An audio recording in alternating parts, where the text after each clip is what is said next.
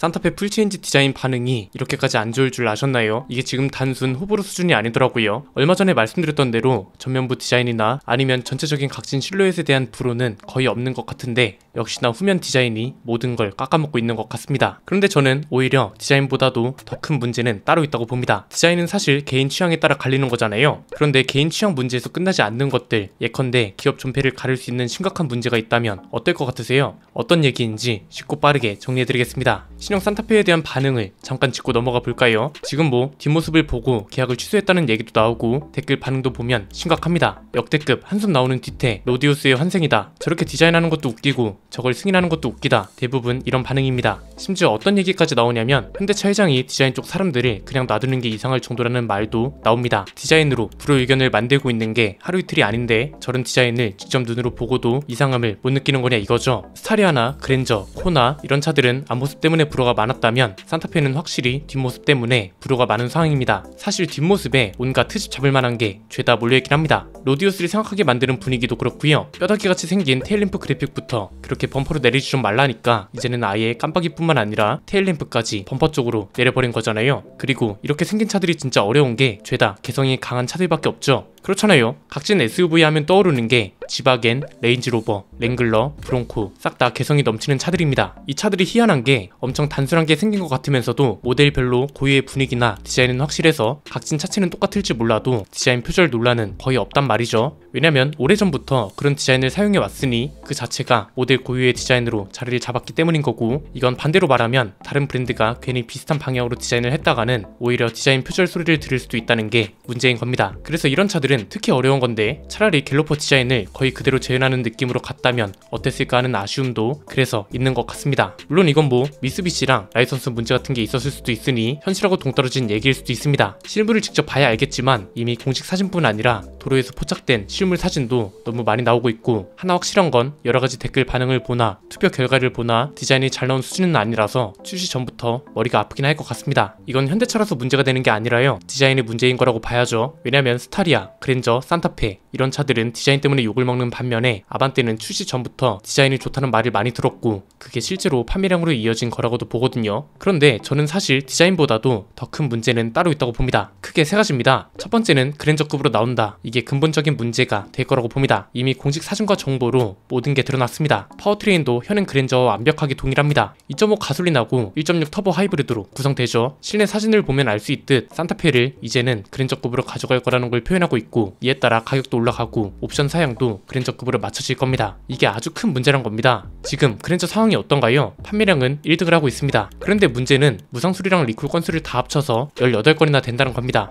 이건 진짜 경이로운 기록입니다. 지금까지 이런 차는 없었습니다. 출시된 지 반년밖에 안 된 차가 공식 결함이 18건이나 된다는 건 진짜 있어서는 안 되고 있을 수도 없는 일이란 말이죠. 여기서 중요한 건 그랜저도 모든 문제가 완벽하게 해결된 게 아니란 거죠. 앞으로 또 어떤 문제가 발생할지 아무도 모르는 상황인데 같은 플랫폼, 같은 파워트레인, 그리고 비슷한 수준의 옵션을 갖춘 신차가 또 나온다는 거잖아요. 산타페도 어떤 문제가 발생할지 모른다는 게 큰 리스크란 겁니다. 두 번째는 이게 바로 얼마 전에 말씀드렸던 부작용인 건데, 확실한 조치 없이 묵인하듯 신차를 출시하는 거잖아요. 벌써 현대차가 신차를 출시한다고 하면 이번에는 어떤 문제가 있을까 하고 걱정하는 분들이 꽤 많습니다. 그랜저 영향 때문에 아마 더 그럴 겁니다. 기아는 이렇게까지 출시 전 여론이 심각한 것 같진 않거든요. 같은 집안임에도 불구하고 차라리 디자인은 기아가 낫다는 식으로 이야기가 나오니까 현대차가 더 심각하다는 거잖아요. 그랜저의 영향이 여기도 있다고 보는 거죠. 이게 문제가 되는 이유가 확실한 조치가 아직까지 한 번도 없었다는 게 가장 큽니다. 약간 묵인하듯이 신차를 계속 출시하고 있는데 왜 묵인하듯 출시한다고 표현했냐면 그간 확실한 조치가 한 번도 없었기 때문에 그런 겁니다. 얼마 전에 전기차 동력 상실 문제 다뤄드렸죠. 이거 기존에 팔리고 있던 전기차들도 확실하게 조치를 안 하니까 EV9에서도 똑같은 문제가 발생했다고 하잖아요. 심지어 이전에 무상수리 조치를 했던 것도 원인을 ICCO를 추정한다는 거였지 확실하게 원인을 잡은 건 아니었단 말이죠. 그런데 또 EV9은 다른 게 원인이라고 보고 조사에 들어간다고 하는데, 이 말은 결국 13만 6천 대에 달하는 차들을 무상수리 조치를 해도 문제가 해결되지 않을 수 있다는 소리입니다. 마찬가지로 그랜저도 지금 무상수리랑 리콜이 18건에 달하죠. 그런데 이 문제가 완벽하게 해결됐고 앞으로 더 이상 다른 문제가 발생하지 않을 거고 앞으로 나오는 다른 신차들은 문제가 없을 거라는 확신을 할 수 있냐 이겁니다. 물론 문제가 발생할 수는 있죠. 그런데 그런데 현대차는 지금 상황이 다르다니까요. 초기 품질 논란이 거의 모든 차종마다 있고 그랜저가 지금 정점을 찍었다고 보면 되는데 이런 상황에서 확실한 조치를 한 번이라도 해봤냐 이겁니다. 그래서 문제란 겁니다. 저는 그랜저 정도면 출고를 일시 중단하는 게 맞다고 봅니다. 짧게는 한 달, 길게는 2달 넘게라도 해야 한다고 보는 이유가 그랜저가 이렇게라도 문제를 못 잡잖아요. 그러면 이 다음에 출시되는 신차들도 문제가 발생하지 않을 거라는 보장이 없는 겁니다.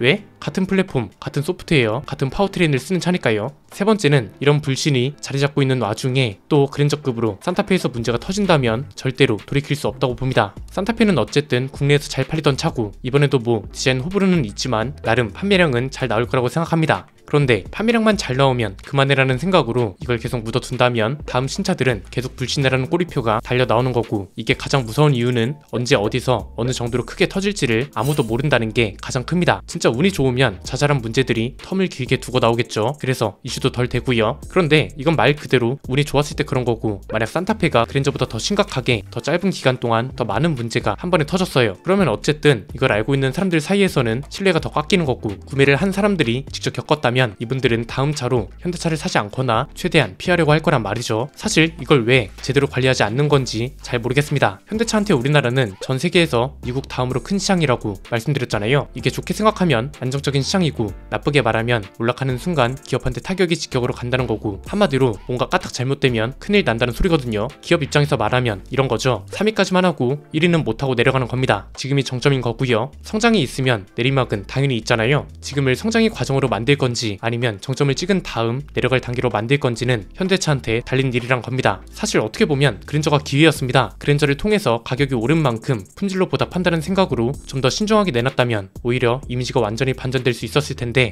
오히려 그랜저가 가장 사고를 많이 치는 차가 되어버렸으니 이게 참 문제란 겁니다. 그랜저는 어차피 해외 시장에도 거의 수출이 안 되는 차이기 때문에 출시를 좀 미뤘어도 큰 타격이 없는 차였을 거란 말이죠. 그런데 이미 기회를 놓쳤고 결국 산타페도 이런 걸 해소하기 위해서 출시를 뒤로 미뤘다는 이야기가 한 번쯤은 나왔어야 하는데 이것도 결국 안 됐습니다. 그래서 너무 눈치 싸움이 고도화됐다는 거죠. 분명 언젠가는 해야 할 일인데 지금 하자니 회사는 이걸 손해라고 생각하는 것 같고 그렇다고 이걸 마냥 두자니 누적되는 문제라는 건 뻔한데 누적이 한참 된 이후에 일처리를 하려면 이건 또 이거대로 손해일 거잖아요. 그래서 저도 사실 잘 모르겠습니다. 일선에 있는 분들이 이걸 인지하지 못하는 건지 아니면 위로 보고를 해도 아직은 변화의 필요성이 없다고 판단을 하는 건지 어쨌든 모든 게 현재 진행형이라는 건 부정할 수가 없어서 지켜볼 수밖에 없다는 이유로 답답한 마음도 있는 것 같네요. 오늘 내용은 여기까지입니다. 내용이 유익하셨다면 구독과 좋아요 알림 설정 부탁드립니다. 지금까지 저는 안피디였습니다. 감사합니다.